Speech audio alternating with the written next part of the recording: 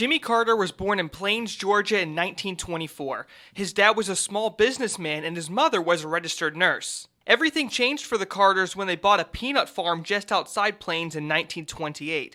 The Carters began to grow peanuts, cotton, sugarcane, and opened a small store to sell crops. A year later, when the future president was only 5, he had an idea. Taking inspiration from his family business, Jimmy Carter began selling boiled peanuts on the streets of Plains to make money. Carter said he always felt like a visitor to the small Georgia town when he sold his peanuts, but he did start to make a name for himself around the community. A few years later, his family had a massive surplus of cotton. This is where the young Carter had another idea. He bought some cotton from his family's shop and stored it for 3 years until there was a drought that destroyed the cotton crop. He then sold what he saved at a profit. It wasn't all hard work for the Carter family. They were known for their competitive spirit. The Carters had a clay tennis court between the store and their home.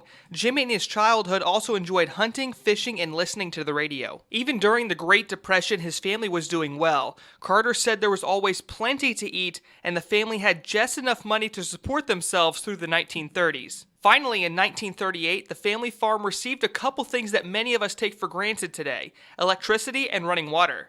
Jimmy Carter would go on to be the first one in his family to graduate high school and the only president ever from the state of Georgia. From Plains, Georgia, Daniel McFarland, WGXA News.